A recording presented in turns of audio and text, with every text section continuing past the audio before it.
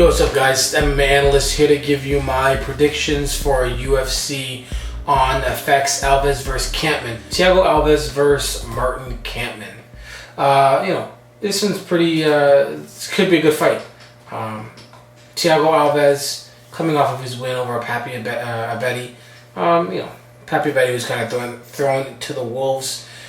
Alves was looking rough recently. A tough loss to Rick Story where he didn't look good at all. He had a win over John Howard, which is okay. A loss to John Fitch, and we're all the way back in 2010. George St. Pierre, 2009. He's basically lost to the number 1 and 2 guy in the division, and then Rick Story, and then had wins over John Howard, unranked, and Papi Abedi, way unranked. But we know what his strengths are. He's got solid striking when he chooses to strike, and he's strong, and he's got decent ground game and pretty good defensive wrestling. If you're not somebody like John Fisher, George St. Pierre, you're probably not going to be able to take him down. The problem was against Rick Story, he was so worried about the takedowns that he wasn't striking himself. So he actually went out there and just kind of waited for takedowns, and I think he stuffed a lot of the takedowns, but at the end of the day it didn't matter because he ended up being outstruck on the feet by Rick Story. Definitely it was an upset, and he needs to fix that immediately. He'll be facing Martin Kampmann. Of course, you guys know how I feel about Martin Kampmann. A really exciting, fun to watch fighter, but his fighter IQ is not too high if you ask me. Why? I've been through it before. Jake Shields, he brawls with Diego Sanchez. He brawled with Diego Sanchez, lost that fight. All he had to do was not brawl and he would have won. He was winning the first round easily. Jake Shields, he's trying to take Jake Shields down. Obviously, clinching with Jake Shields is ridiculous. His last loss before that was a knockout against Paul Daly, where he was striking with Paul Daly with his back to the cage. Just overall doesn't make the right decisions, but he did get a good win over Rick Story. And now these guys will be facing each other. What's the deal with Martin Kampmann? Well-rounded fighter. Solid on the feet, solid on the ground. But I think if this fight stays on the feet, Thiago Alves wins the fight by just being a stronger, more powerful. I want to say even maybe a more. He's more precise with his strikes. And Martin Kampmann, if he can take the fight to the ground, I think he'll have the advantage because he'll be on the top, and Thiago Alves will be on his back. He is definitely good at getting back to his feet. Thiago Alves is. We saw that in the George St. Pierre fight. George is having a difficult time holding him down, but I don't think he's going to be able to get it to the ground. Thiago Alves' takedown defense, I think, is good enough to take care of Martin Kampmann. And I don't think that Martin Kampmann's really going to be going for takedowns all that much either. I think it's going to be a stand-up war, and I think Thiago Alves, with the better striking, is going to take out Martin Kampmann. I don't know if he's going to finish him. He could. Obviously, he's got the power. But I think it'll be a decision for Thiago Alves. All right, next fight, Joseph Benavidez versus Yasuhiro Urushitani. This is the first of the 2 flyweight tournament bouts. The winner of the 2 bouts is going to face each other. That winner is going to be the first ever UFC Flyweight Champion. Benavidez is going to have the advantage everywhere. All right, he's only lost to Dominic Cruz 2 times. Maybe he won't have the advantage on the feet. Maybe not. But he definitely will be able to get the fight to the ground. He's got a solid ground game. He's obviously got the jiu-jitsu, submissions. He's got cardio for days. He trains with Team Alpha Male, a.k.a. Team Bum Chin. Just solid. All around a solid fighter. Urushitani, he's got some solid wins over Dodson. He's got one over Mamoru Yamaguchi and Daniel Lima. Solid. He's been fighting for the most part in Shudo. He was at bantamweight a little bit. He's ranked, I believe he's ranked. Sherdog's ranking, they got him at a pretty decent. Where is he? He's ranked number 3 at Sherdog right now for flyweight. But at the end of the day, against Benavidez, he doesn't really stand much of a chance. He probably has a puncher's chance, but Benavidez is pretty solid on his feet. He'll be able to just move around, get inside, take him to the ground, and just absolutely put on ground clinic. He's going to be stronger. He's going to be faster. He's going to be everything that are all positive adjectives, basically. Officially, he has 4 losses, and he's only been finished 1 time by submission.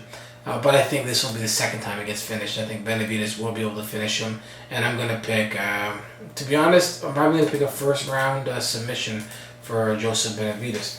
Alright, next fight, Demetrious Johnson versus Ian McCall.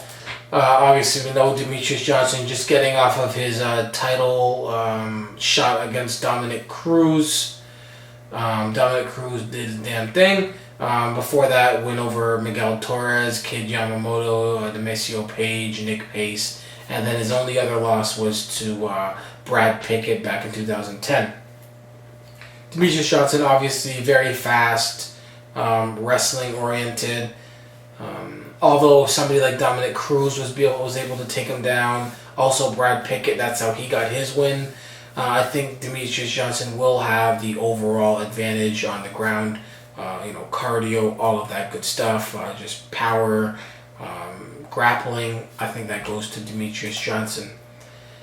He'll be fighting Ian McCall, who is the current number 1 ranked flyweight fighter in the world. He also defeated the previous number 1 flyweight ranked fighter in the world, Ossario da Silva.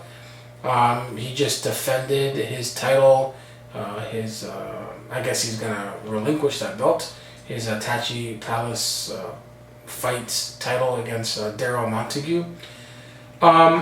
Again, I think what we have here is a guy who's been able to hang with the guys at bantamweight, and he's gonna be dropping down to flyweight and probably having his way with Ian McCall. I do see Demetrious Johnson taking him down, being able to get in and out. Just not taking much damage and probably winning via decision. So that is my pick, Demetrious Johnson by decision. And the last on the main card, Court McGee versus Konstantinos Philippou. Is this the first time I'm going to pick Court McGee? I think it is. I mean, I am going to pick him. He surprised me in his fight against Donkey Yang. He had a good fight against Ryan Jensen. Obviously, the Chris McCray fight, it is what it is. But yeah, he's a tough guy. Very, very durable. He's got pretty good ground game. He's one of those grinder type fighters, just gets all up in your face and doesn't leave you alone. And I think that's going to be a problem for Konstantinos Philippou. Now he does have most of his wins by knockout, 5 knockouts out of his 9 wins. His latest being a win over Jared Hamman, who basically has problems taking anybody to the ground and just takes a beating. I think McGee's going to just do what he does, be grimy, grinding in Philippou's face, pushing him up against the cage, tiring him out, getting the takedowns, and just doing that over and over again. And I see Court McGee winning via decision. Alright, on the undercard, I've got Aaron Rosa over James Tahuna, Nick Penner over Anthony Peroche, Cole Miller over Seiler, Noke over Craig, Jake Hecht over TJ Waldberger. I'm going to go with Semerzier over Pineda, and Sean Jordan over Oli Thompson. So there you go. That's my picks for UFC on Fox, Alves versus Kampmann.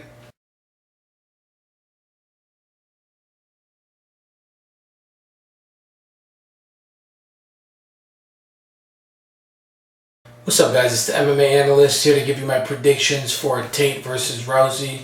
Obviously, that's happening at Strikeforce. Yeah, let's get right down to it. First things first, unfortunately, Josh Barnett versus Daniel Cormier is not happening. That would have happened at this card, or on this card at this event. That is an event or a fight that I'm looking forward to a lot. I want to see what happens with that. And most importantly, so that one of these guys can make their way over to the UFC, potentially even both. So Let's go, guys. Daniel, fix your damn hand and let's go. Tate versus Rousey. Like I said, I want to just be as politically correct as possible for this, you know what I mean? And just try and, not go there, you know what I'm saying? So, it's a lot harder than I thought it was going to be. That's what she said. Ah, damn. No, let's see. Alright, let's talk about the fight. The skills. Ronda Rousey, really good grappler. Olympic, I think we'll just get a judo. She got a bronze or a silver. She got something at the Olympics on point. Very strong. She's only had 4 fights in MMA as a pro, but all 4 of them have been first minute of the first round arm bars. She's very strong. Gets the fight to the ground. Trains with the solid crew.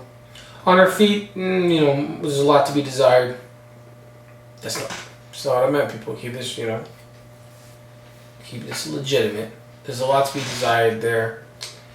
And,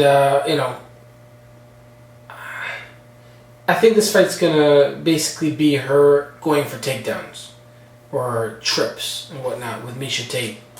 And then we got to deal with Miesha Tate, who again on the feet, not too great. She's much better on the ground. And she's more of wrestling. Coming off of a very impressive win over Marloes Coenen. And then her only losses have been to Sarah Kaufman and Caitlin Young. Caitlin Young back in her second fight, and Sarah Kaufman in 2009. Currently the Strikeforce bantamweight champion. And it's going to be Ronda Rousey trying to get the fight to the ground and Miesha Tate trying to get the fight to the ground in her own way. I don't really see Miesha Tate getting a takedown though, which means Miesha Tate's going to end up on her back. And when that happens, I think Ronda's going to do what she does. She's going to get on top, a lot of pressure, you know what I mean? And then eventually go for the submission, and I think she'll probably get the submission. I'm sure a lot of the fans are hoping for a longer fight than 1 minute. We just want to be able to see what each of these females got. And